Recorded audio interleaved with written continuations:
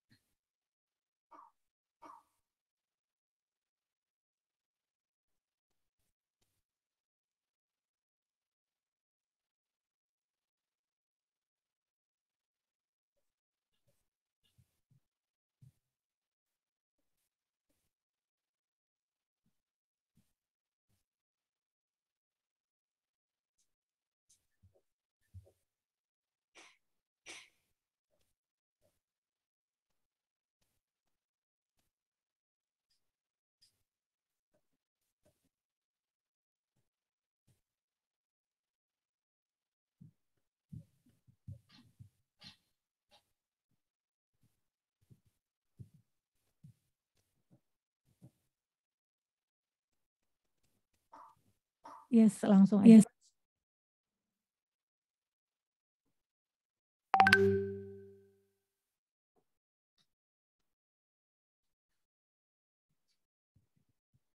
Assalamualaikum warahmatullahi wabarakatuh.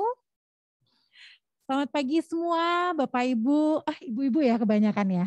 Selamat datang di acara yang luar biasa pada pagi yang cerah ceria ini ya. Perkenalkan, nama saya Ine Tahira yang akan menjadi moderator di sini ya di acara yang temanya itu begitu sangat viral, sangat epic ya menurut saya. Acara talk show pada pagi hari ini fenomena long COVID, dampak jangka panjang penyintas COVID-19. Luar biasa sekali. Oke, saya mau menyapa-nyapa dulu ya, nggak apa-apa ya. Sebelum saya mulai acaranya, saya mau menyapa-nyapa dulu untuk teman-teman yang sudah hadir di web seminar kita, di webinar kita, di Zoom link kita. Terima kasih. Wow, sudah ada partisipannya 1.250 orang. Wow, luar biasa. Tepuk tangan dong. Ini sepertinya dari Sabang sampai Merauke ya. Oke, kira-kira bisa dilihat, bisa dikasih tahu juga dong di kolom chat Anda berasal dari mana saja ya.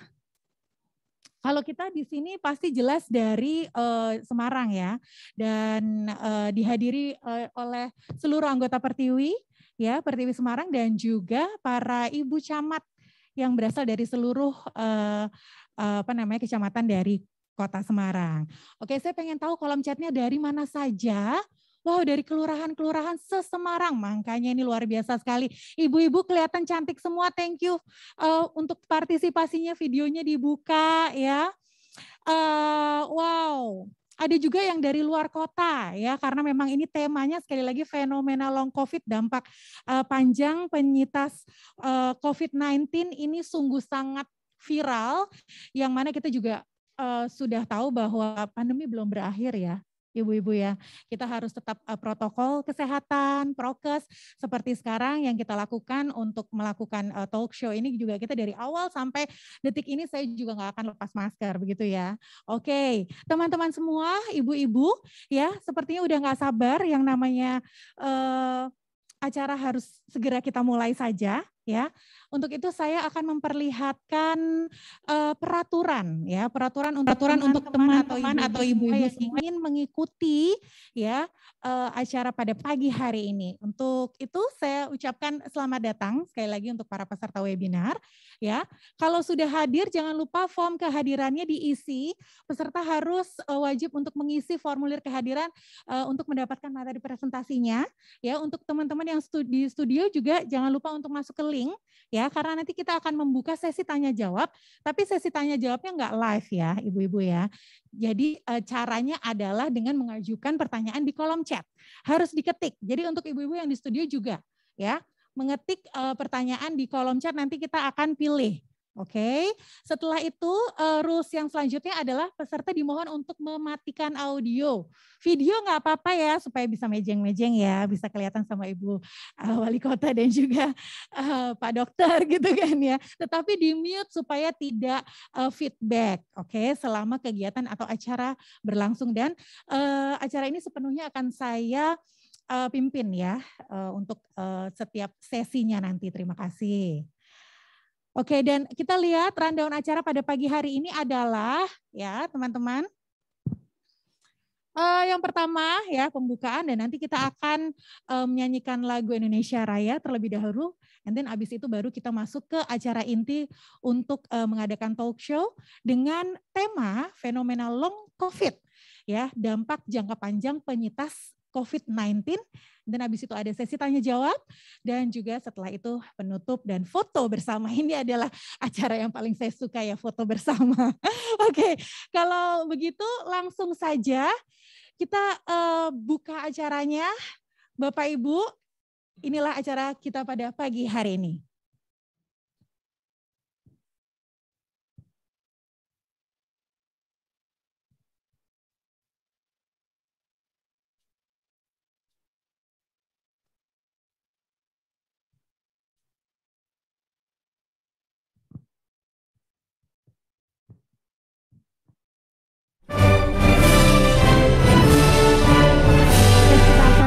Lagu Indonesia Raya.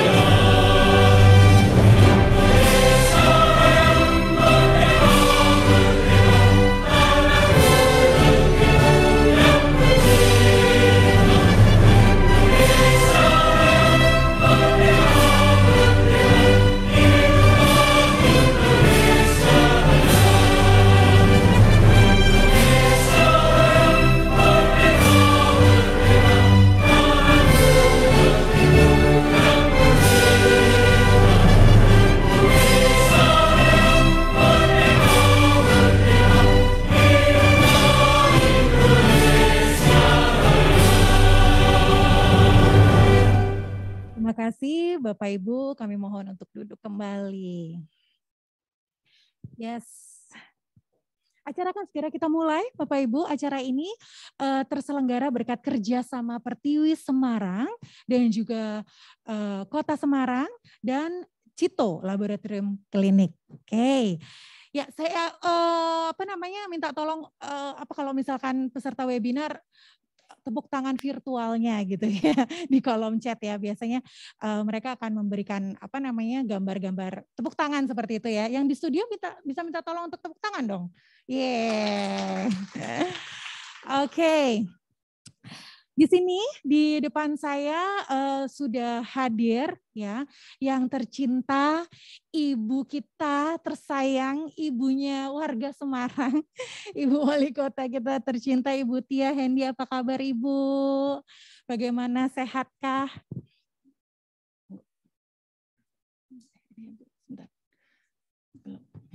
Ya. Alhamdulillah Mbak, sehat. Sehat ya Bu Ya. ya. Dan tambah cantik, tambah langsing Ibu. Mungkin pandemi, berkurang 1 kilo. Mungkin pandemi. Hanya berkurang 1 kilo, tapi kelihatan ya. Kelihatan ya Bu ya. Oke, karena yang berkurang lemak Bu. Oke Ibu, dan di sebelah Ibu sudah hadir di sini pembicara kita Dr. Muklis Aksan Uji Sufro, SPDP KPTI Finasim, ya, Kepala Kelompok Staf Medis Penyakit Dalam RSUP Dr. Karyadi. Benar begitu ya Pak Dokter ya. Dan pada kesempatan hari ini saya juga akan memberikan sedikit ini ya, Bapak Dokter ini adalah jabatannya sekarang, yaitu adalah Ketua KSM Penyakit Dalam RSUP Dr. Karyadi, terus Ketua Divisi Penyakit Trofik Infeksi Departemen Ilmu Penyakit Dalam Undip, benar ya Pak Dokter, dan juga anggota KPRA Kemenkes RI, anggota panel ahli HIV Kemenkes RI, benar begitu ya Pak ya. Ditambah Ketua Tim COVID. Tim medis COVID Karyadi Kota Semarang. Luar biasa. Kita beri tepuk tangan virtualnya dan tepuk tangan yang di studio. Hari ini sungguh sangat luar biasa banget. Plus juga di hadapan saya ada ibu kita tercinta Mbak Mia. Yaitu adalah ibunya kita para Pertiwi Semarang ya. Ibu Mia, apa kabar Ibu? Oke, yes, kita langsung saja untuk memulai acaranya. Nggak usah pakai nunggu lama-lama lagi. Tapi sebelumnya saya pengen tahu mungkin Bapak Ibu di rumah juga penasaran Pertiwi Semarang itu apa sih Mbak Mia? Tolong dong dikasih tahu sama kita-kita yang ada di sini gitu ya. Selamat pagi ibu-ibu semua. Salam sehat. Pertiwi itu adalah organisasi perempuan terdepan yang anggotanya terdiri dari berbagai macam profesi. Kita juga ingin turut serta bergerak bersama untuk Kota Semarang. Yes, oke. Terima kasih atas penjelasannya Mbak Mia. Dan tentunya Pertiwi Semarang, Pertiwi Kota Semarang ini dengan binaan, ketua pembinanya adalah Ibu Tia Hendy yang cantik. Cantik jelita dan baik hati. Oke, yes, langsung saja kita akan memulai. Bapak Muklis, monggo tentang penjelasannya fenomena long COVID ini seperti apa Pak Muklis? Terima kasih. Assalamualaikum warahmatullahi wabarakatuh. Ibu Tia yang saya cintai dan saya banggakan. Kemudian Mbak Mia, ya, yang saya sayangi dan saya banggakan. Serta moderator kita, saya sudah kenal lama dengan Mbak Ina. Yes, 10 tahun ya Dok. 10 tahun. Saya berbahagia sekali mendapat kesempatan untuk hadir di sini menjelaskan tentang long COVID, gejala tata laksana dan dilema. Karena setiap hari kami mendapatkan pasien yang mengeluh, dokter saya itu sudah sekian lama dinyatakan negatif, lah kok masih ada gejala, enaknya dibagaimanakan ya. Benar sekali. Ya, saya selalu menyampaikan, mari kita bersahabat sajalah, jadi tidak usah mengeluh, karena kalau mengeluh ya tidak ada jalan keluarnya. Kalau hanya sesek tapi kok saluran nafasnya bagus, saya tidak bisa memberi obat apa-apa. Kalau asma masih bisa kita lebarkan salurannya gitu. Kalau misalnya batuk, kita masih bisa beri obat batuk. Tapi kalau cuma dehem-dehem, saya kok masih sering gitu, diapain ya Dok? Udah minum aja lah. Minum aja. Selesai. Ya, mari kita lihat sebentar sedikit penjelasannya slide.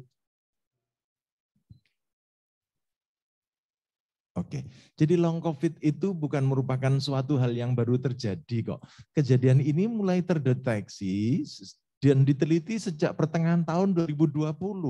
Karena WHO di September 2020 itu menyatakan dari survei itu 35% pasien yang sudah dinyatakan sembuh dari COVID mengaku tidak kembali ke kondisi fisik optimalnya. Sepertiga pasien kami. Berarti bisa ya. dibilang itu udah, berarti yang namanya COVID-nya tuh udah negatif ya dok? Udah negatif, tapi 35% sepertiganya itu enggak kembali ke kondisi optimalnya. Kok saya jadi mudah lelah ya dok? Saya kok tidurnya sekarang jadi susah ya dok setelah kena COVID. Padahal juga enggak ada yang dipikir gitu loh. Pikir utang mungkin dok.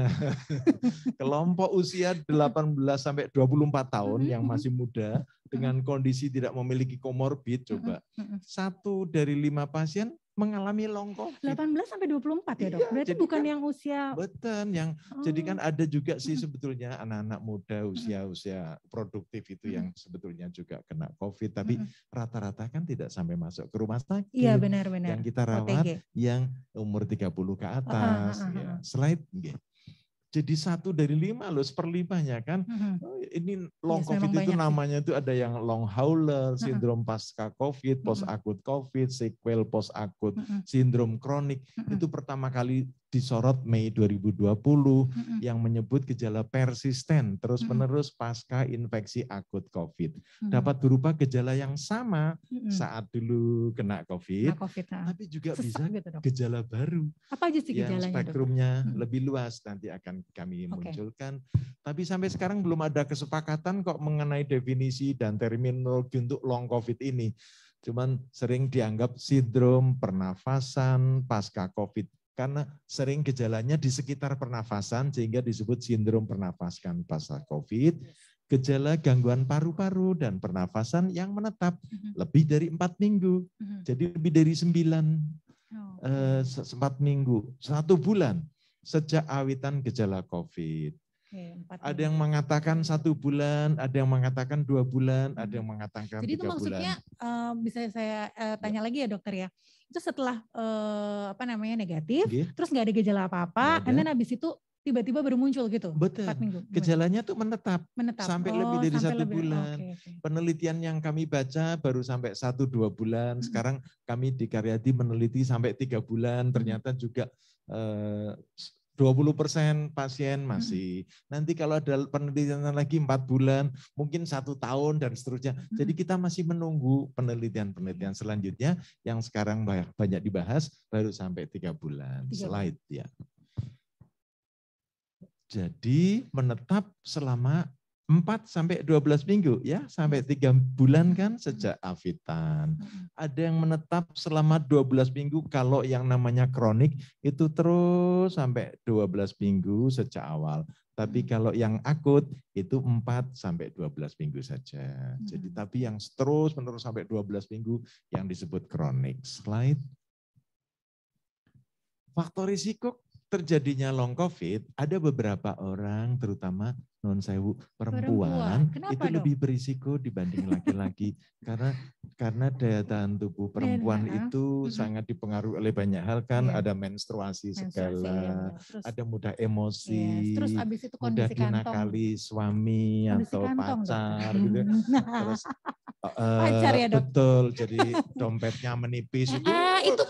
Itu yang paling kalau cowok kan orang duit, piye Pak orang menang. Benar sekali. Selama ibu bicara, saya diem saja, selesai gitu kan. Happy wife, happy life.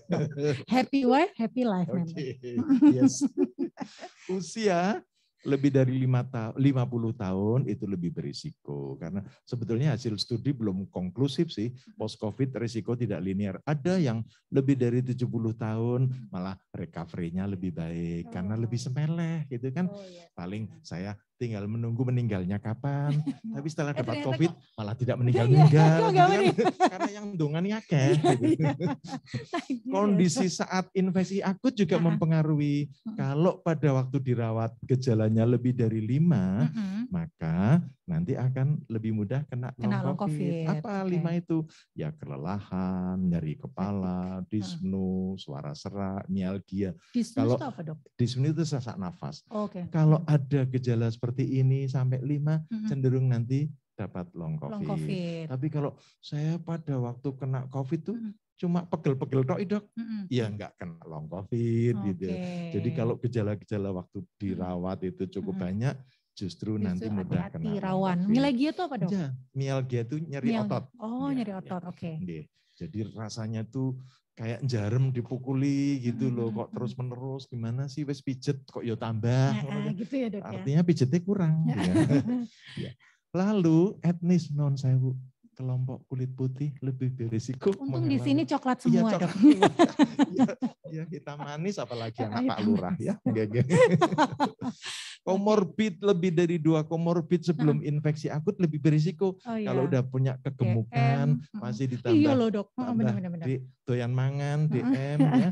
Terus hipertensi, ada penyakit jantung sebelumnya. Kalau lebih dari 2 komorbid, lebih mudah mengalami. Tapi dokter kalau komorbid itu katanya obesitas juga sekarang jadi komorbid ya? Sangat.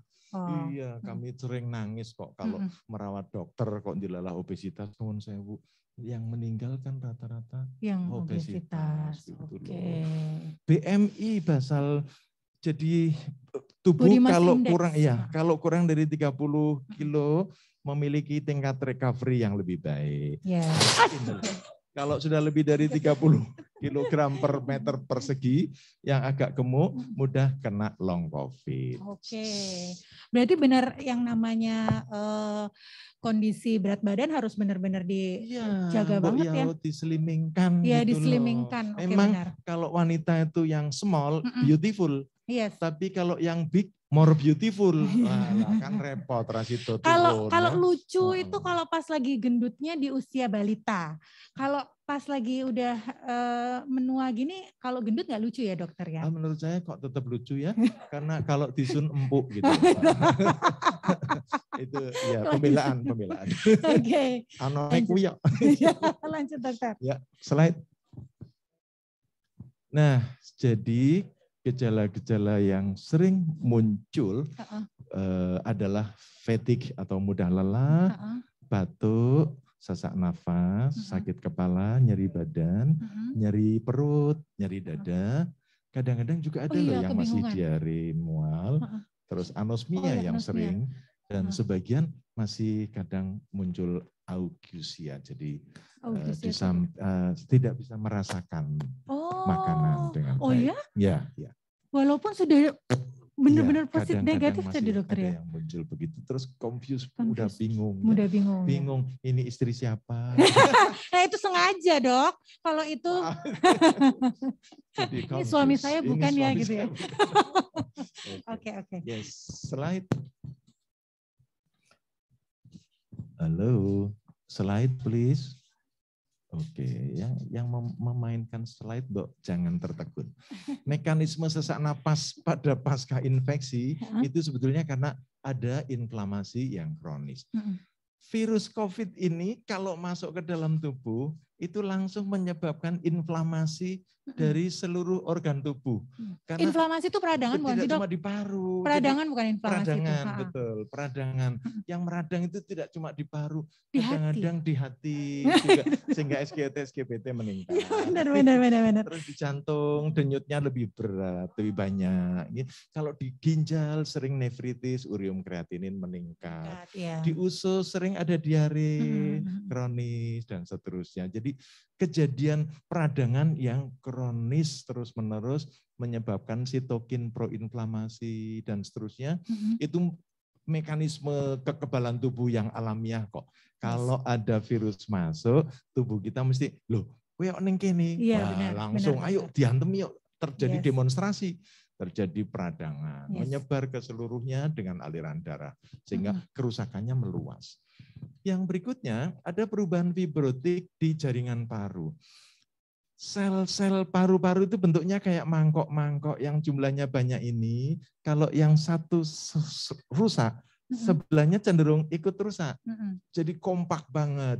Nanti akan mengaktifkan fibroblast, menjadi kolagen, terus jaringan parut di daerah paru-paru muncul, terjadi napasnya jadi ampak. Benar. Dok, saya itu biasanya bisa tarik nafas panjang, ini kok cuma sebentar dok selesai, ya kan ada fibrotik, nggak bisa diapa-apain, enak jadi banget itu ya terima aja lah. mirip pasien PPOK, penyakit paru obstruksi kronik itu kan seringkali nggak bisa bernafas panjang, jalan 100 meter sudah menggeh-menggeh, dikiranya sakit jantung. Padahal enggak, karena ada perubahan fibrotik jaringan paru. Lalu ada tromboembolisme di vaskuler paru. Kerusakan sel-sel endotel di paru akan mengaktifkan komplement, zat pembekuan darah, terus berinteraksi dengan sel darah putih, sitokin proinflamasi, terjadi gangguan jalur koagulasi yang normal dan terjadi hipoksia sel, kekurangan oksigen. Ini memacu hiperkoagulasi yang berkelanjutan kan. Sering pasien periksa D-dimer sendiri, dok D-dimer saya kok masih tinggi ya. Berapa? 525. Normalnya pada 500. Ya enggak apa-apa lah, sedikit meningkat. Itu ada kelebihan, tidak semua orang berlebih kan gitu. Jadi kita tidak harus menormalkan gitu loh. Dok, gimana sih dok kok enggak normal-normal? Kalau tensi aja kadang-kadang ya naik turun gitu. Tergantung yang dimakan juga. Tergantung peningkatan risiko trombosis juga meningkat. Ya, ini menyebabkan sesak napas pasca infeksi COVID. Slide. Gangguan tidur. Ini yang sering dikeluhkan. Insomnia dilaporkan terjadi banyak pasien yang sedang pemulihan COVID. Insomnia adalah gangguan tidur di mana seseorang sulit untuk memulai tidur atau mempertahankan tidurnya. Tapi sebagian saya diceritain pasien, dok saya mau tidur kok takut. Kenapa? Nanti kalau saya meninggal gimana? Susah dibangunkan loh. Lo mbak wis tidur aja. Maka doanya kan, ya ampun, ya Allah berikanlah kesempatan saya tidur, tapi nanti dibangunkan ya. Gitu. Iya benar, harus bilang doanya sama harus jelas ya dok ya. Mungkin itu bagian dari ketika bangun kan, alhamdulillahilladzi, terima kasih ya Allah, ternyata saya masih bisa bangun lagi. Yes, benar. Terus jadi kelingan utangi, ya pada waktu tidur lupa. Itu dokter merupakan gangguan dari kecemasan tadi ya, konfusi itu kan? Iya, ya kan? otomatis. Kenapa saya enggak bisa tidur? Stres, cemas terkait dengan pandemi kok enggak berakhir-berakhir ya dok. Gimana usaha saya mau buka kalau pandemi terus begini? Pikiran berarti dokter ya kadang ya. Terus faktor berikutnya ada perubahan irama sirkadian. Orang yang biasanya malam bisa tidur enak, sekarang kok enak tidur di pagi hari. Sehingga malam enggak bisa tidur pagi hari. Padahal jamnya ngantor. Sehingga beberapa staf itu kok ketok ngantuan. Lah tadi malam enggak tidur. Ada perubahan irama sirkadian. Yang ketiga, masih ada gejala pernafasan sisa COVID. Batuk, sesak. Itu kan tentu mengganggu tidur. Iya, benar. Dan yang terakhir, respon imun terhadap infeksi COVID itu secara langsung atau jangka panjang sebetulnya memang mengganggu pola tidur seseorang. Jadi tetap ada gangguan imun yang tidak pas. Orkestranya itu ada suara-suara yang cedung-cedung gitu, tapi sering terjadi. Lah kalau dirijennya nggak sabar, susah tidur nanti gitu ya. Oke. Slide. Gangguan tidur pasca COVID itu dipicu oleh stres, cemas, depresi. Karena apa? Berita tentang COVID, hoaknya itu luar biasa. Benar sekali. Ternyata tidak cuma di Indonesia kok hoak ini. Di Amerika juga ada hoak. Di mana-mana. Dan itu memang ada divisi yang membuat hoak. Dibuat untuk membuat cemas. Karena dengan mencemaskan masyarakat, usaha dia berhasil. Mikir yang dilaporkan kan angka kematian sekian. Kok enggak usah. Wong meninggal ya meninggal. Kita bisa belajar dari orang Madura loh. Di Madura itu tetangganya mati, ya mati kita layat. Yang layat ternyata besoknya mati, ya wes dilayati meneng. Enak. Orang tahu diceritake sing kae mati ora, ya ora apa-apa, enak. Aja ya, dok, ya. Berita duka dari kerabat, ya Allah, bola-bali dokter yang meninggal ditonjolkan untuk apa sih? Sudah enggak usah diceritakan. Yang meninggal itu rata-rata amalnya sudah cukup.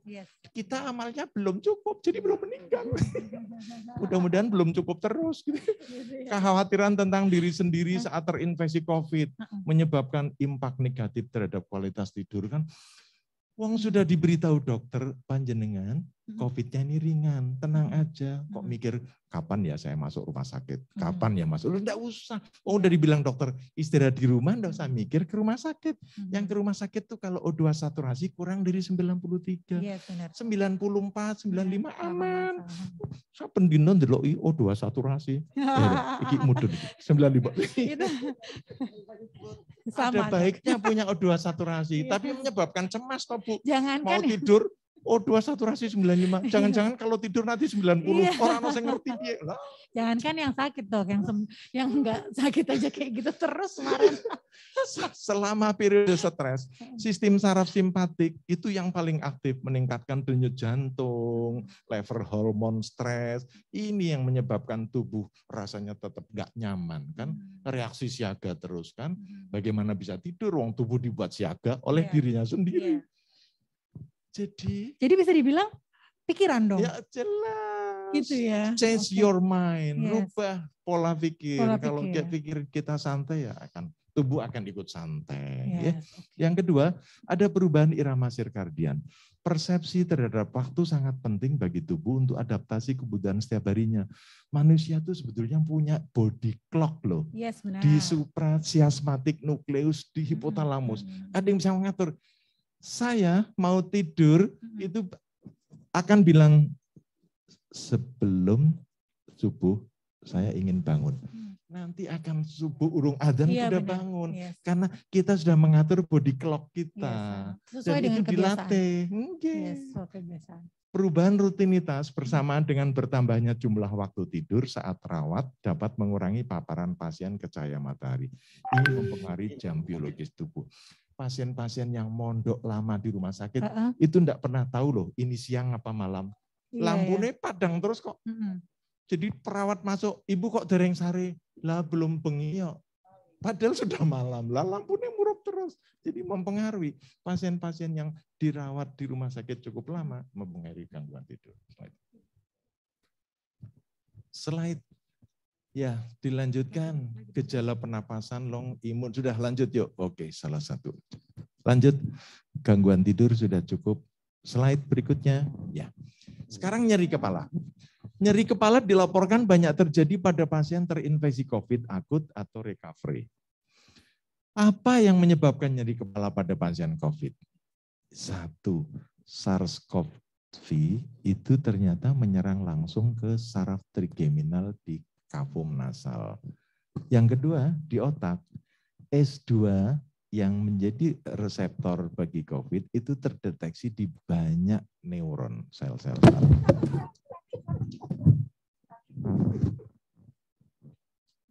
S adalah enzim penting yang memproduksi angiotensin 2 yang terlibat dalam patogenesis penyakit kardiovaskuler, penyempitan pembuluh darah, dan stres oksidatif. Dan inilah yang menyebabkan rasa nyeri di kepala kita. Ya. Jadi ada keterlibatan sel-sel saraf yang menjadi reseptor dari COVID. Slide. Sekarang kecemasan pada long COVID. Faktor yang berpengaruh terhadap kecemasan selain imunologis itu apa? Ketakutan akan penyakit COVID-19.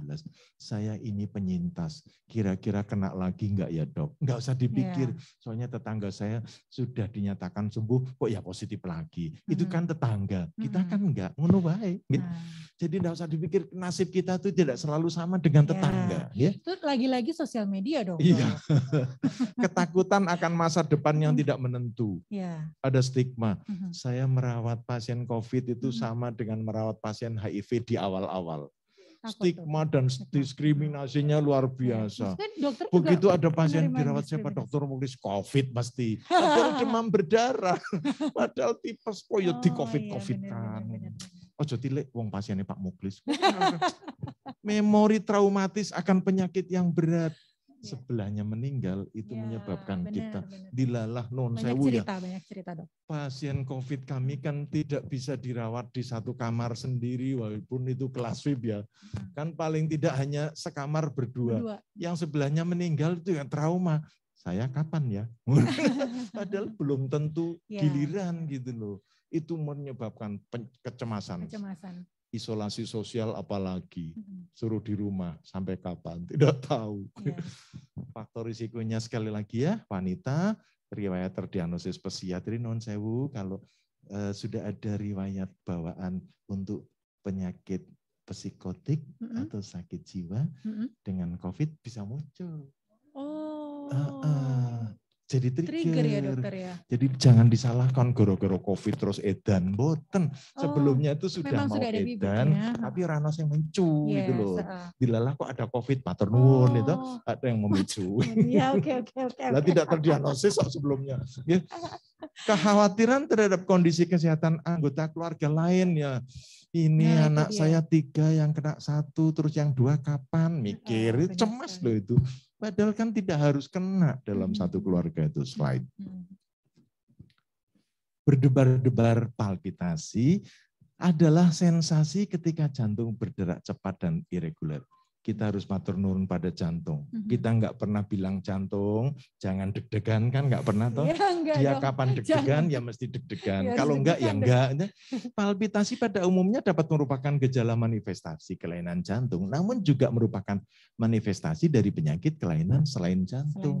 Karena dia kompak. Kalau ada tubuh yang keperang aja sudah kita deg-degan kan, karena butuh rasa sakit. Kompak banget berarti ya. Iya, kita beberapa punya tubuh ya. keluhan palpitasi post-COVID diperkirakan berkaitan dengan postural ortostatik takikardia sindrom (POTS). Apa sih POTS itu? Peningkatan denyut jantung lebih dari 30 per menit pada orang dewasa atau peningkatan lebih dari 40 kali per menit pada usia 12 sampai 19 tahun. Dalam waktu 10 menit setelah posisi tegak, tanpa adanya hipotasi ortostastik itu disebut POTS. Jadi kita kadang-kadang kalau habis duduk berdiri itu sebetulnya denyut jantungnya juga berubah, meningkat. Untuk penyesuaian, setelah itu kembali lagi. Biasanya seperti itu enggak diperhatikan. Begitu COVID, ngukur denyut jantung terus, jadi 99 kali ya dok. Parno. Berdebar-debar, enggak usah lah sering-sering begitu. Slide. Ya. Palpitasi pada long COVID itu berkaitan dengan memang ada abnormalitas kardiovaskuler pada sebagian tubuh pasien, tapi juga bisa karena disrupsi sistem otonom tubuh. Jadi pengatur dari gerakan tubuh kita sedikit berubah dengan adanya virus COVID. Atau ada peradangan di sel-sel otot jantung, inflamasi kardiomiosit. Miositis, sel dari jantung mengalami peradangan atau ada sedikit yang mengalami kematian sel otot jantung miosit. Ini menyebabkan fibroblast, sekresi molekuler, dan kolagen ekstraseluler. Akhirnya sebagian jantung ada yang mengalami fibrosis atau kekakuan akibat dari COVID. Ini menyebabkan palpitasi. Sel mati itu kan bukan karena sakit COVID, toh kalau misalkan penyakit-penyakit lain kan juga bisa mematikan sel. Iya, cuman pada COVID ini bisa menyebabkan peradangan dan peradangannya itu bisa menyebabkan mematikan sel. Jadi peradangannya jantung. Dulu ya. Slide. Sekarang palpitasi akibat disfungsi sistem saraf otonom dapat dipengaruhi oleh prolonged bed rest. Orang yang tidur lama mempengaruhi fisiologi jantung, tubuh. Penghentian prolonged bed rest setelah sembuh dari COVID dapat merubah ini. Salah satu gejalanya palpitasi. Jadi orang yang biasa di tiduran lama, kemudian diminta aktivitas, itu perubahan itu menyebabkan palpitasi. Atau ada autoimunitas. Aktivasi sel saraf simpatis terinduksi menyebabkan pelepasan sitokin proinflamasi, pembentukan autoantibodi. Jadi dalam tubuh itu ada antibodi, ada autoantibodi dapat mengaktifasi reseptor yang meregulasi tekanan darah dan heart rate. Jadi upaya autoimunitas dari tubuh kita juga akan meningkatkan denyut jantung. Slide. Nah, bagaimana mendekatkan diagnosis ke long COVID? Karena sebetulnya tidak semua orang yang punya keluhan terus di long COVID-kan. Keluhan multisistem itu dengan dokter akan melakukan wawancara, pemeriksaan fisik, terus ditanya riwayat infeksi COVID-nya dulu, dirawat apa enggak, atau di rumah isolasi mandiri. Keluhan saat infeksinya bagaimana waktu itu? Onset dan durasi keluhan dibanding awal waktu infeksi bagaimana? Ada komorbid apa enggak? Dokter akan melakukan wawancara. Terus kalau perlu dilakukan pemeriksaan laborat, pemeriksaan saturasi oksigen, kalau perlu pemeriksaan ronsen, pemeriksaan valv paru, EKG, penilaian kualitas hidup, pemeriksaan lain. Kalau semuanya ternyata normal, ya sudah mungkin hanya perasaan ini bagian saja. dari prolong COVID. Tapi kalau ada Ya, kelainan, betul. dokter bisa akan mengatasi satu persatu sesuai hasil pemeriksaan itu. Jadi sebetulnya cukup rumit mengatasi long COVID ini, tergantung keluhannya di mana. Gitu. Slide. Ya, pendekatan diagnosisnya seperti ini, nanti ini akan dilakukan oleh dokter. Dokter akan mendekatkan sesuai gejala klinisnya. Apakah perlu terapi atau tidak. Slide. Ya. Setelah itu, dokter akan memberikan informasi kepada pasien. Ibu, jantung ibu sudah kita evaluasi bagus. Sistem darah ibu baik. Ginjal ibu bagus, paru-paru ibu, neuropsikiatri ibu semuanya bagus. Kalau udah bagus, apa yang harus kita lakukan? Nerimo. Selesai, semeleh. Udah diperiksa semua loh Bu, bagus. Ibu pengen apa lagi coba? Saya sudah selesai. Harusnya pengalaman kami, kalau semuanya normal, pasien langsung sembuh. Jadi salah satu cara kami mengobati pasien setelah kami bantu dengan pemeriksaan yang lengkap. Bu, saya setuju. Oh, dados kula mboten COVID malih nggih. Mboten, Bu. Badhe diperiksa apa malih? Slide. Selesai. Assalamualaikum warahmatullahi wabarakatuh. Terima kasih Pak Dokter. Tapi memang benar sih. Tadi itu ya yang Pak Dokter bilang kalau untuk salah satu cara untuk menyembuhkan pasien adalah memeriksakan semua gitu kan ya. Sama seperti yang saya rasakan juga kalau sedikit gitu, begitu ketemu dokter dikasih ezek, besoknya udah selesai gitu. Jadi itu kayak apa ya dokter ya, psikolog. Tak tulisin resep juga kadang resepnya nggak dibeli. Kan. Setelah itu selesai sembuh. Iya, ketemu dokternya langsung sembuh gitu loh. Bener nggak sih dok? Juga senang. Oke, sekarang kita kali membatin pasien ini kok lama nggak kontrol. Juk kontrol. Padahal saya tidak ngarep-ngarep, cuman kangen aja. Kangen ya dok ya. Oke, sekarang kita pergi ngobrol sama Bu Tia Hendy. Ibu sebagai penyintas COVID ya Bu ya. Nah, kira-kira ceritain pengalamannya dan apakah Ibu juga pernah mengalami yang namanya long COVID ini? Oh iya. Ya, terima kasih. Assalamualaikum warahmatullahi wabarakatuh. Ibu-ibu semua yang saya hormati, saya banggakan terutama Dr. Muklis nih ya. Dr. Muklis adalah dokter yang merawat kami pada waktu 2020 ya dok, awal-awal sekitar bulan November. Bulan November saya ini positif dok ya. Iya betul. Tapi sudah hampir 1 tahun ini luar biasa di diri saya. Yang namanya biasanya mungkin sebelum COVID itu saya bisa muter sampai sore, enggak apa-apa. Ini saya mengurangi dan begitu sampai rumah rasanya itu yang namanya kaki udah pegel semua, itu mungkin yang apa gitu nih dok ya, otot atau apa. Kemudian jam berapa itu rasanya itu udah kayak capek sekali dok. Beda sekali sama pada waktu sebelum kena COVID. Itu kaitannya dengan fisik, tetapi belum psikis yang tadi saya sebutkan bahwa saya itu mengkhawatirkan anak-anak saya, kemudian saya trauma. Kemudian trauma juga apabila mengingat dulu melihat kondisi Pak Hendy juga ya. Itu yang membuat saya sedikit trauma, sehingga kerjaan saya itu menyuruh anak-anak untuk vitamin. Ayo vitamin, saya kejar vitamin gitu ya. Sampai pada waktu saya ulang tahun, kue tart dari anak saya tulisannya vitamin. Saya disindir seperti itu. Dan kemudian secara psikis juga nih dok. Jadi pernah pada waktu ya seperti itu. Rasanya itu sudah disampaikan normal, tapi masih berusaha. Ini di pikiran saya itu lebih baik. Jangan dokter menghibur. Bukan, gitu ya. Lebih baik saya tahu dulu awal sehingga diobati. Jadi kalau ini normal, ini gimana dok? Ini cari yang lain gitu saya sampai. Jantung saya normal, juga di paru-paru, kemudian tes darah, D-dimernya tinggi gitu ya itu berulang-berulang dok ya. Secara yang saya juga heran juga begitu ya kenapa seperti itu.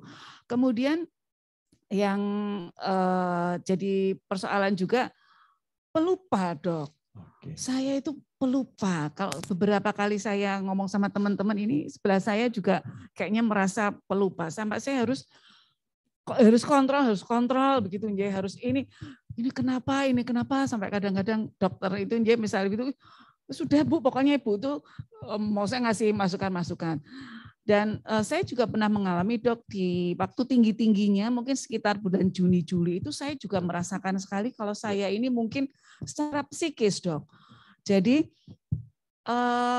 pada Juni-Juli ya memang kadang-kadang dari warga butuh ICU, kemudian butuh rumah isolasi, itu setiap hari dan berapa kali sehari pasti saya dapat WA dari warga, mungkin gimana Bu, ini ICU-nya nggak ada, ini antri semua. Itu membuat saya suatu ketika merasa badan saya ini panas, Dok. Badan saya panas, tapi pada waktu saya termogan ini normal. Dan saya juga sesak karena saya punya asma ya, Dok. Saya kasih obat itu kok nggak sembuh gitu. Selama 2 hari saya ini terus, saya diamkan terus, mau minum obat turun panas, kok badan saya nggak panas, sesek, saya minum obat sesek juga enggak gitu ya. Terus akhirnya saya konsultasi sama Dokter Hakam ya, Kepala Dinas Kesehatan. Kemudian beliau itu berbicara bahwa kemungkinan Ibu ini berpikir terus stres gitu ya. Karena kalau misalnya mungkin kalau stres itu saya nggak tahu apakah mungkin saluran pernafasan mengecil, terus badan jadi tegang semua gitu ya. Jadi panas tapi tidak suhunya tidak naik. Kemudian atas sarannya coba Ibu tidur, Ibu tidak usah mikir yang apa-apa gitu ya. Akhirnya saya coba semalam itu saya tidur, tidak usah mikir itu ya. Akhirnya besok pagi sudah normal kembali itu. Itu yang saya alami sekarang dan kecemasan. Bisa dibilang gangguan kecemasan juga ya. Itu yang paling jadi keluhan berarti ya. Iya, Bu, ya? pada waktu Juni-Juli itu ya waktu tinggi. Tapi sekarang sudah alhamdulillah. Tapi cuman ya itu pelupa yang pelupa banget gitu ya. Itu yang pelupa enggak pelupa banget, cuman kadang-kadang lupa ya. Jadi butuh agenda, biasanya tuh enggak gitu, jadi butuh agenda ya. Bu, ya? Enggak sih, tapi cuman pada waktu berbicara, pada waktu sambutan itu sepersekian detik itu pasti apa itu istilahnya apa begitu. Itu saya juga mengkhawatirkan sekali, Dok. Sampai saya kemudian tanya, apa saya harus minum ginkgo biloba atau bagaimana gitu ya. Tapi supaya ini saya mau tanya itu waktu itu sampai sekarang apakah Ibu juga pernah mengurangi aktivitas, misalkan kayak yang tadi ya Dokter, karena kita mikir sosial media itu mempengaruhi ya kondisi psikis kita. Bu Tia juga mengurangi nggak intensitas sosial media itu, merasa terganggu nggak dengan? Pasti terganggu. Membuat kita itu tadi di awal pada waktu istilahnya gelombang Delta apa gitu itu ya mengganggu sekali, karena kadang-kadang saya berpikir kenapa dokter yang ngapunten sampai meninggal, bukannya dokter itu lebih paham kondisinya gitu ya, kenapa sampai meninggal gitu. Ini yang membuat saya jadi waduh, dokter aja meninggal gitu ya, padahal itu kan mungkin teman-teman sejawatnya memberikan perhatian, kemudian obatnya pasti dia juga merasa, tapi kok bisa meninggal. Ini yang membuat pada waktu itu kita semua jadi khawatir sekali ya, apalagi isunya entah isu atau enggak, saya itu varian Delta yang baru bagaimana begitu ya, itu yang membuat kita semua cemas. Jadi efek dari long COVID saya pikir sudah hampir 1 tahun, tapi saya masih merasakan, kata Dok. Walaupun sudah dikurangi yang tadi itu ya, sosial media. Iya, sosial media, kemudian aktivitas juga, aktivitas gitu ya, itu tadi badan capeknya gitu ya. Mungkin ibu-ibu yang lain juga merasakan ya, ini kita sudah berbeda gitu. Yes, benar. Ya, gitu. Mbak. Gitu, Dokter.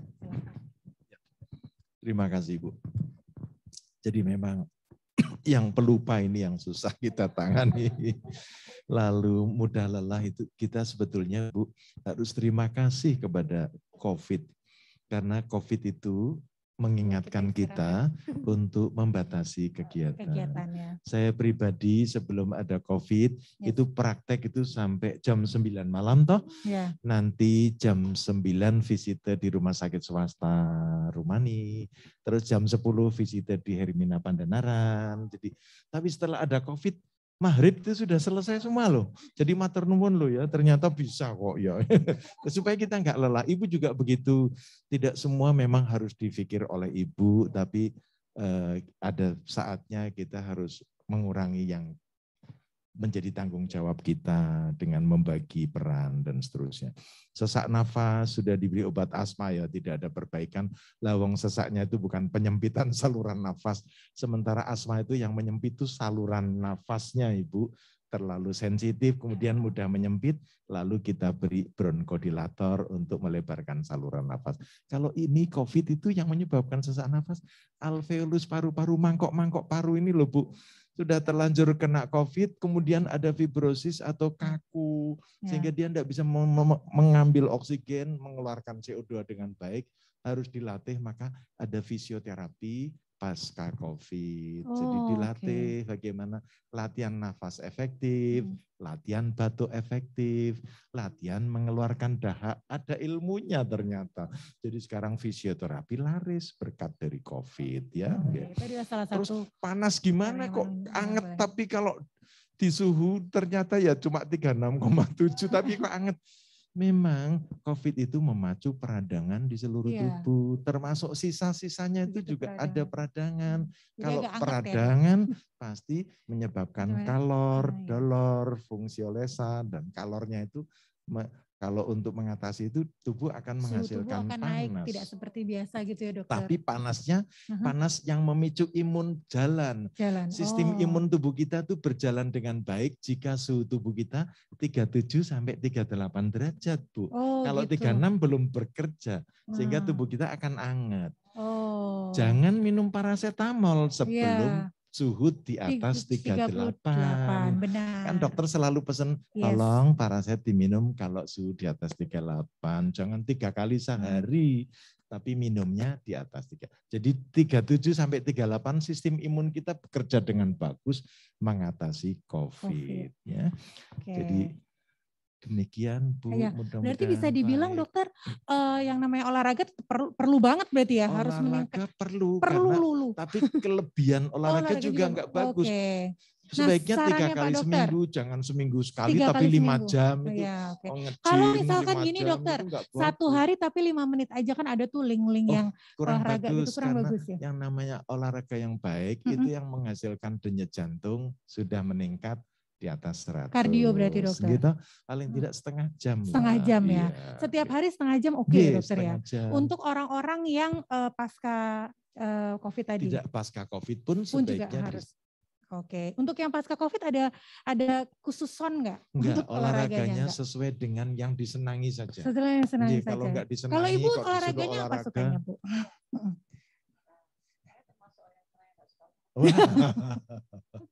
Ya, nah gimana tuh dokter? Kaki lah, Bu.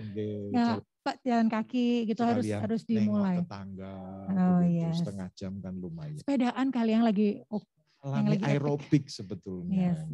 Tapi hebatnya lagi seperti yoga itu kan enggak aerobik, tapi kok bagus. Bisa keringetan dan seterusnya karena ada yang diolah di dalam tubuh. Nah itu adalah salah satu penanggulangan untuk long COVID. Nah yang lainnya dokter? Yang lainnya caranya untuk menanggulangin long COVID ini? Ya selain olahraga. Tadi kan fisioterapi, olahraga, terus minum vitamin kali ya dokter ya? Kalau vitamin saya kira tidak ada COVID pun tetap minum vitamin. Sebab makanan yang kita makan kadang-kadang hanya berupa fast food yang dipanasi terus menerus. Gudeg itu dipanasi terus itu vitaminnya hilang loh itu. Cuman ada ayam sama sausnya banyak. Jadi kita sekarang jadi lebih memperhatikan tubuh kita setelah ada COVID. Tadinya enggak pernah mikir istirahatnya cukup apa enggak. Setelah ada COVID, mari menyempatkan tubuh itu perlu diperhatikan juga. Jadi sekali lagi kalau misalkan ada gejala-gejala setelah sakit COVID-19 ya dokter ya, itu bisa dikonsultasikan dengan dokter. Bisa diatasi sendiri. Bila sakit berlanjut hubungi dokter. dokter ya, sehingga Biar benar-benar dokternya tetap bisa laris. memastikan apakah organnya itu masih baik atau butuh perhatian gitu ya dokter ya. Oke, untuk pagi hari ini di acara yang seru ini ya ibu-ibu semua, terima kasih yang sudah berpartisipasi di kolom chat. Yes, bener banget, kita akan buka sesi tanya jawab dan serunya ya di pagi hari ini itu yang tanya ya, dan nanti akan dipilih sama dokter Muklis aja ya dok ya. Ada 4 pertanyaan ya, nanti akan dapat hadiah. Hadiahnya adalah voucher diskon 20% pemeriksaan vitamin D di Laboratorium Cito Klinik ya. And then abis itu ada voucher Gojek. Wow, untuk satu voucher Gojek dan yang 3 ini dapat voucher diskon pemeriksaan vitamin D, diskon 20%. Oke, Pak Dokter. Mulai banyak tuh pertanyaan. Iya, sudah mulai banyak. Minta tolong untuk dipilih apakah. Langsung aja paling atas nih. Paling atas, Kalau belum vaksinasi COVID, apakah harus dianjurkan vaksinasi COVID? Karena beliau takut divaksinasi. Apa sebaiknya yang dilakukan? Ya, kita itu ingin ada herd immunity. Yes. Jadi kalau bisa 70% orang di sekitar kita tuh tervaksinasi. Kalau yang belum, monggo dianjurkan untuk vaksinasi. Vaksinnya kecuali dipilih harus dipilih nggak semua sih, vaksinasi bagus. Yang tidak bagus, yang tidak dapat divaksin. vaksinasi. Oke, Ya. benar sekali. Saya penyintas COVID selama 9 bulan sampai kemarin hasil PCR masih positif. Apa yang harus dilakukan? Tidak usah periksa PCR. Oke. Lawang kita klinisnya bagus, untuk apa toh PCR? Ngelaris ke laboratorium bagi yang memang sudah negatif. Ya. Tapi kalau yang ada gejala ya sebaiknya. Itu udah 2 loh dokter, kurang 2 lagi. Iya. Kurang 2 lagi. Apanya? Ini. Oh begitu. Oh begitu ya. Atau nanti dipilih aja semuanya, nanti dijawab, boleh, nanti dipilih ya. Iya, Oke. betul, nanti Ibu Tia yang akan memilih Dokter siapa yang. Renang, apakah aman sekarang ini? Menurut saya kok aman ya, karena saya tadi juga, saya tadi pagi renang juga ya dok ya. Kok kita nggak ketemu dok? Umum. Ya, jadi monggo. Apakah renang harus pakai masker? Enggak usah lah ya. Aduh, itu dia. Nanti malah nggak bisa bernafas. Iya. Yang penting jaga jarak. Artinya pada waktu renang tuh jangan jejer-jejeran gitu loh. Tetap ada 1 meter. Renang memang tidak perlu pakai masker, tapi harus pakai baju renang ya. Oke. Iya, nanti kita malu di foto.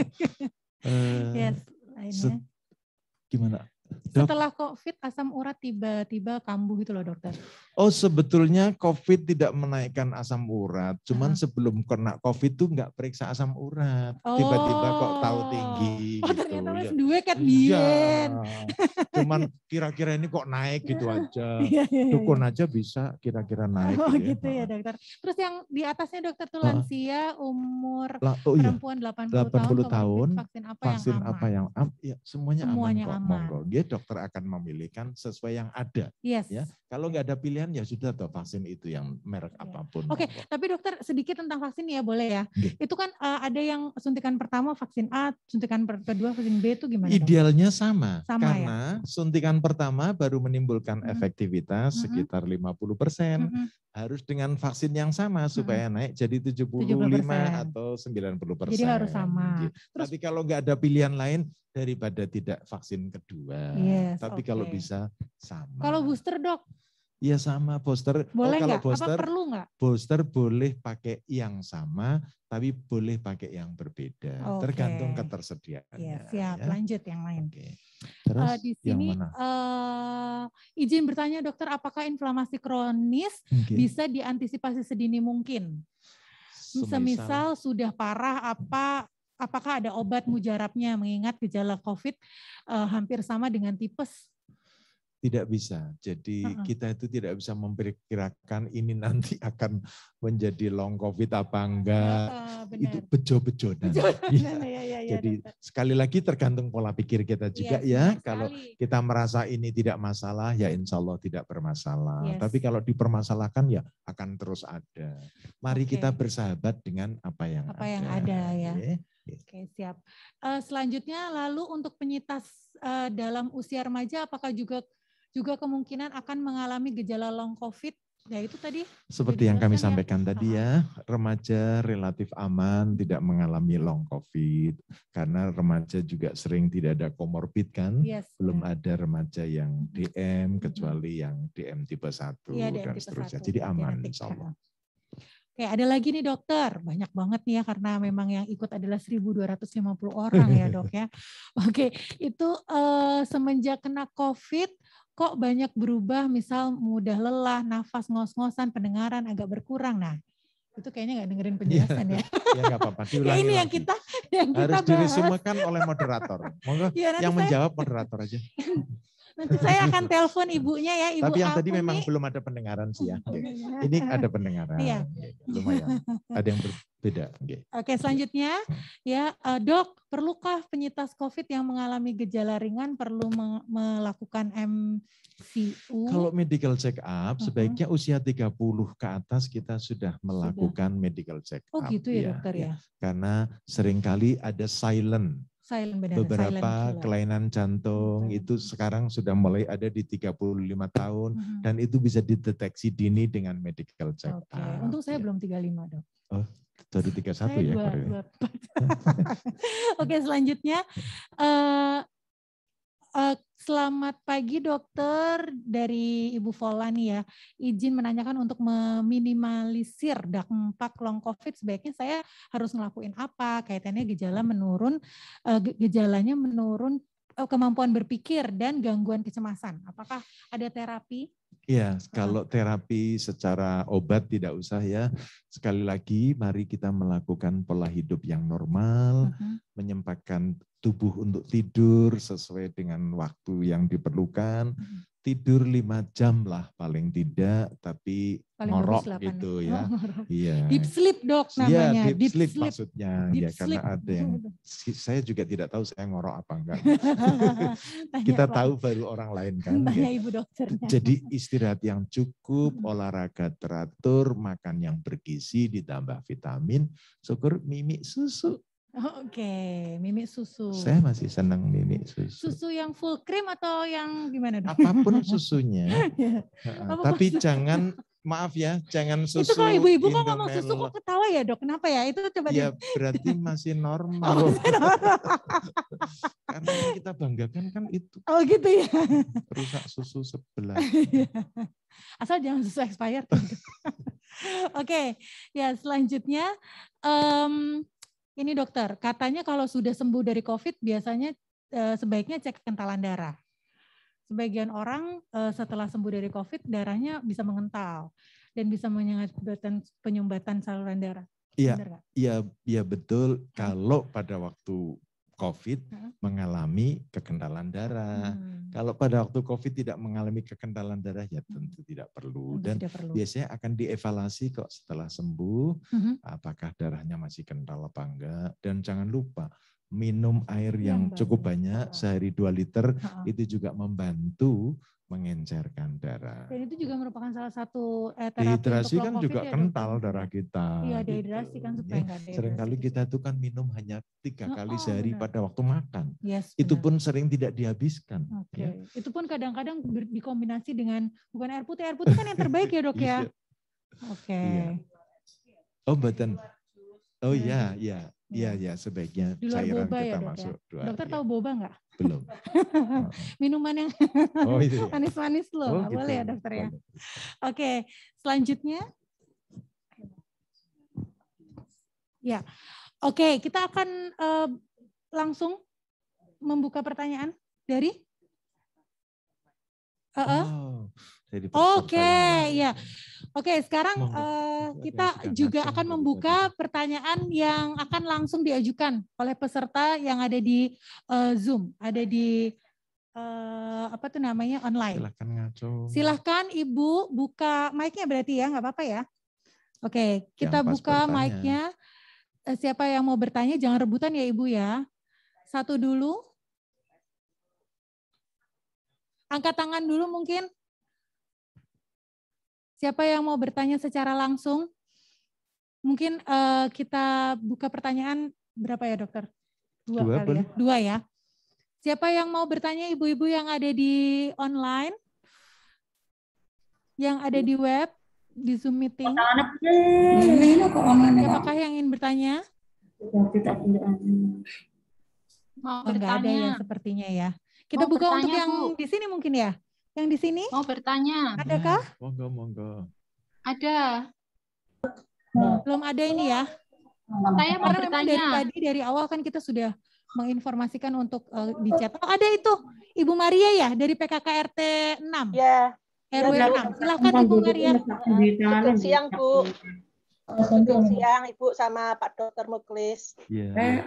Maria Saya minta dibantu banget untuk mertua saya itu takut banget vaksin karena beliau 80 tahun dan komorbid yang agak parah gitu ya. Betul-betul mohon dipilihkan vaksin yang tepat apa ya, Dok? Terima kasih. Sebetulnya semua vaksin bagus kok, Bu. Kemarin itu pada usia lanjut sebaiknya ditunda karena penelitiannya kan belum selesai. Sekarang kan penelitian dari semua vaksin rata-rata sudah sampai fase ketiga, dan ketika sampai fase ketiga berarti sudah diteliti juga untuk usia lanjut, untuk yang ada komorbid, untuk yang ada pengalaman yang memberatkan, begitu. Jadi monggo, semua vaksin baik kok ya. Jangan terlalu takut ini nanti efek sampingnya bagaimana. Efek samping akan muncul sesuai dengan bejo-bejanan tadi ya. Kita nggak bisa ada yang berarti vaksinnya nggak bagus tuh karena nggak ada efek samping. Loh ya jangan begitu. Wong memang nasibnya nggak muncul efek samping aja kok. Jadi monggo. Ya. Terima kasih. Selama komorbidnya terkontrol dengan baik loh Bu. Kalau gulanya 500 ya jangan dulu. Tensinya 200 ya ditunda dulu. Gitu ya. Oke, terima kasih Bu Maria sudah cukup. Oke, ada lagi sepertinya yang tadi sudah Saya mau bertanya. Silahkan dari Kelurahan Mangunharjo, Tembalang. Monggo Bu. Loh, Ibu Sri dulu. Oke. Monggo Ibu. Mau tanya, ini setelah saya penyintas COVID, itu kok rambut saya rontok sekali, Dokter. Itu apa memang begitu atau bagaimana? Oh, rambut rontok. Oke. Rambut rontok itu bagiannya dokter spesialis kulit ya. Sebaiknya mengkonsumsi banyak vitamin E. Bu, lebih banyak mengkonsumsi vitamin E ya Bu untuk menguatkan akar-akar rambut dan banyak makan putih telur. Karena akar rambut itu dikuatkan dengan protein terutama dari putih telur ya. Ya monggo Bu 3 kali 1 butir boleh. Putih telur ya. Tapi kuningnya jangan dibuang Bu kalau kolesterol kita tidak tinggi karena enak. Sebab kita tuh butuh kolesterol loh Bu, jangan terlalu takut Bu ya. Tubuh kita, sel-sel kita kenapa bisa halus itu karena kita mengkonsumsi kolesterol. Iya, jangan takut dengan kolesterol karena dia sangat dibutuhkan oleh sel-sel tubuh. Juga tapi jangan banyak. Kalau kelebihan ya harus diminumi obat simvastatin atau orvastatin. Terus ya toh. Jadi jangan takut dengan kolesterol. Tapi sebaiknya juga diperiksa ke laboratorium. Ibu, gimana? Rambutnya berarti 4-4-nya rontok semua itu ya? Kan ada 4 orang. Oh, 4 lupa juga loh Dokter. Apa sih? Lupa sekali sekarang. Rasa dicukur toh. Udah dicukur Dokter. Matur nuwun Bu, terima kasih atas pertanyaannya. Mudah-mudahan deh. Oke. Ya, yang dua aja ya berarti ya Dokter ya. Ada satu lagi tadi. Ibu Sri ya? Ibu Sri Sugiyati. Jadi enggak? Iya. Oke, silakan. Iya, ada. Saya hadir. Mau bertanya. Begini saudara saya itu kan sudah daftar vaksin, sudah datang ke tempat, tapi setiap kali cek tensi itu selalu tinggi. Udah dicek terus sampai disuruh pulang, terus apa petugasnya ini sampai beberapa kali. Nah itu gimana? Sampai sekarang belum bisa vaksin. Sampai Karena seberapa itu tensinya tinggi terus. Nun Ya. sewu, ada beberapa pasien itu kalau masuk ke fasilitas benar. pelayanan kesehatan tensi naik kok Iya. Bu. Nanti Apalagi sampai mau rumah divaksin. dites normal Saya lagi yuk deg-degan Bu. juga. Nah itu Nanti ya Ibu itu bawa ya lagi. Pak. Udah nanti dicarikan vaksinasi yang tidak di sarana kesehatan lah Bu. Nggih. Ada kok Bu. Ada Kak Pak. Vaksinnya Ada. berapa? Memang bisa. Iya Bu, Tensinya beliau berapa? tuh takut kok dengan puskesmas, takut Mungkin. dengan Ya rumah itu sakit. takut dengan jarum suntik itu ya.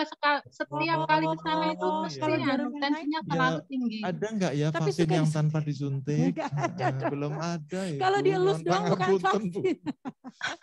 Ya, Ya. Ibu Sri, apa namanya Bu, nanti? tapi sebetulnya Bu kalau tensi hanya 160, nggak 170 apa-apa itu enggak apa-apa kok Bu. Nggih. Tensinya Karena berapa? penelitian Bu? terbaru 170 lebih. tahu 175. tapi ya non sewu wong dokternya sangat hati-hati ya. Iya. Ya itu Mungkin selalu diganti. ditolak suruh pulang dulu gitu. Iya ya betul Bu ya karena Mungkin tadi ya dokter ya diganti apa tuh namanya tempat vaksinnya, biasanya kan mungkin Iya. di puskesmas atau di rumah sakit iya Bu, takut. jangan di tempat Cari yang sama yang Bu, di mall. didaftarkan ke tempat Iya lain kan, ya. kan banyak di mall juga. Tapi sepuh-sepuh di mall mau lihat apa ya? Malah bingung. Iki wong kok do mlaku kabeh to. Ora kesel loh, padahal memang ora do tuku. Nah, usianya berapa tuh Bu? Usianya itu masih 57. Oh, masih muda loh ya. Loh, Masih 50 lebih tua dari kayak- kita loh ya Bu. Oh, saya baru 49. Saya 24. Oh gitu, jadi gitu ya Bu Sri ya, sudah jelas Iya. kah yang disarankan dokter? Ya, Ya, berarti kita nunggu yang misalkan dari door to door itu belum ada ya. Door to door adanya arisan baru panci ada Bu. window to window Bu. Ada ya Bu ya? Ada kok. Oh, luar biasa. Terus Ibu pelan-pelan memberitahu nggih, mangke jarumnya mboten sakit. ngoten, Iya. nggih. Cuma Sudah cenil. sih Pak, semua Ampun. sudah memberi itu Ampun. saran udah Oh. banyak tapi ya tetap seperti itu. Belum Ampun, bisa sehat, sampai sekarang. sehat terus ya. Masuk yang 30% tidak tervaksin wis lah. Yang penting 70% tervaksin. Iya, oke. Oke. Mungkin nanti terima setelah kasih. semuanya sudah lebih enak dari sekarang, mungkin setelah itu bisa ngikutin vaksin karena dari psikisnya Ibu udah siap gitu. Ya, Jadi ya. dicoba terus gitu ya Dok ya. Iya, betul. Nah, Ya. oke, terima kasih Ibu Iya. Sri. PR Terima kasih. Sri Sugiyarti ya. Oke, sepertinya sudah selesai sesi tanya jawabnya. Pak Dokter juga kebetulan ada yang harus dilakukan ya habis ini mau ini ya Dokter ya, ada kepentingan di rumah sakit. Nah, jadi bagaimana ini siapa yang menang Ibu Tia? Manut siapa? Manut Dokter Muklis. Oh, yang paling menarik tadi Dok. Masih ingat nggak Dokter? Ada 3 dan juga 1 yang Tadi dapat. yang ada pendengaran itu menarik loh tuh. Oke, yang pendengaran yang mana Dokter? Yang Iya. voucher 20% atau yang voucher Gojek? Gojek. Yang Gojek. Oke, nanti akan segera dihubungi oleh tim admin. Dan yang 3 ini bagaimana Dok? Yang mana aja? Yang bertanya Yang live langsung. tadi, Iya, yang bertanya live langsung. tadi. Ada 3 orang, pas Pas berarti. sekali. Oke, selamat untuk ibu-ibu yang sudah mendapatkan voucher diskon 20% pemeriksaan vitamin D. Tepuk tangannya dan juga voucher Gojek mudah-mudahan bisa dimanfaatkan dengan baik plus juga mengurangi kecemasan tadi ya Dokter ya. Dan sepertinya acara pada pagi hari ini sudah harus kelar. Waktu jual yang memisahkan kita Pak Dokter dan Ibu Tia. Rasanya ingin berlama-lama. Saya berlama-lama. Apalagi dekat Mbak Tia dan Mbak Mia. Ya. Habis ini langsung makan siang. Oke, Pak Dokter, 1 patah 2 kata patah lagi deh, gitu untuk terakhir apa yang harus kita lakukan dan juga antisipasi dan segala macam. Oh, iya. Pesan Iya. dari dokter. Jadi saya merasakan langsung saat ini pasien kami di Karyadi hanya 11 orang ya. Di Hermina Pandanaran juga tinggal 2 orang tadi ya yang dengan COVID. Tapi tolong jangan terlena. Karena ini kita sedang diuji oleh Allah, tetaplah menggunakan masker, jaga jarak, dan kalau bepergian ya seperlunya gitu ya. Karena kita belum tahu Allah akan menguji lagi apa enggak, mudah-mudahan sudah gitu ya. Yes. Mudah-mudahan sudah, karena kita belajar dari Malaysia sekarang kasusnya meningkat, Filipina ya. juga China meningkat, juga ya, teman dokter. kami di Cina, di Amerika juga meningkat. Ya. Tapi kita insya Allah kalau semakin mendekatkan diri kepada Allah, semakin sayang dengan tetangga, dengan keluarga, dan seterusnya, insya Allah kok COVID akan dan pandemi ini berakhir ya, pandemi dokter. akan ya bersahabat dengan kita, mudah-mudahan jadi endemi gitu aja. Iya, benar Oke, sekali. ngaten. Oke, terima kasih Pak Dokter dan Ibu Tia Hendy, mungkin ada yang mau ingin disampaikan. Mungkin saya seperti yang tadi disampaikan oleh Pak Dokter, ya kita nggak boleh euforia. Kemudian ini kader-kader tim penggerak PKK, sementara kegiatan-kegiatan PKK ditunda dulu sampai situasinya pasti. Kita fokus di pembelajaran tatap muka dulu karena anak-anak juga sekolah. Jadi kita fokus. Dari awal sampai sekarang Dokter Muklis selalu berkata bahwa protokol kesehatan, tapi di sini saya masih melihat Bu dari PKK Bangun Harjo, ayo itu Ibu ke masker. Nah, kemudian ibu-ibu sekarang baru pada pakai masker Bangun Harjo. Bu, ini sebenarnya yang piambaan ya nggak apa-apa, yang sendiri nggak apa-apa.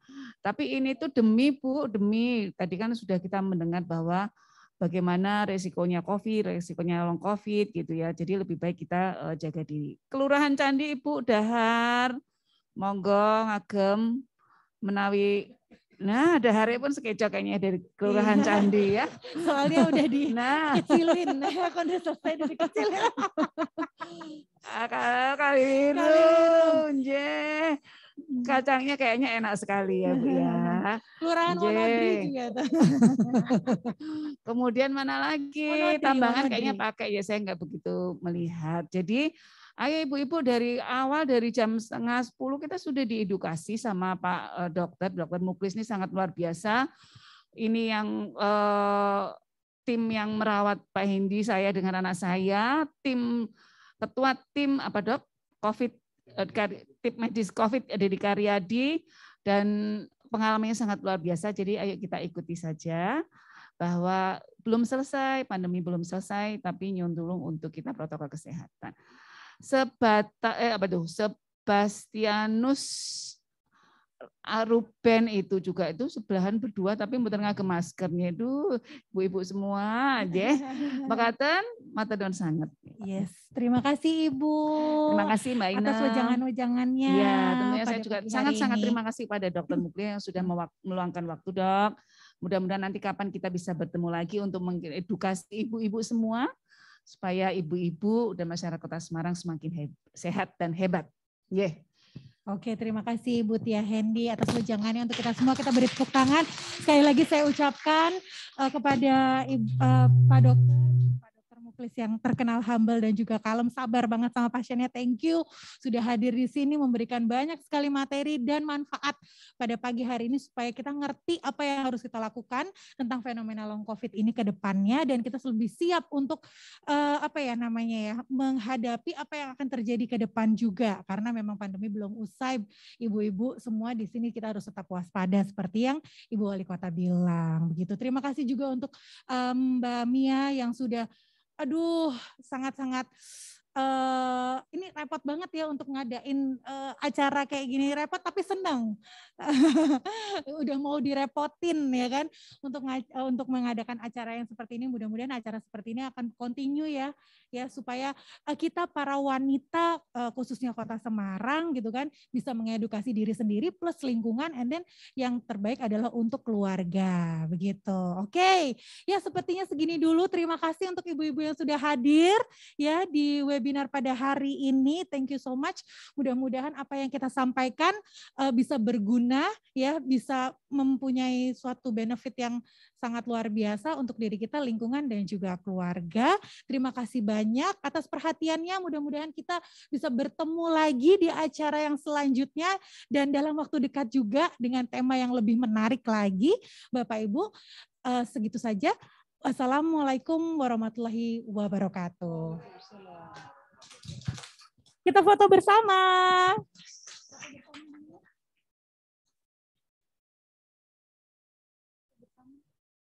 Bersamanya gimana Mbak Vicky? Ya.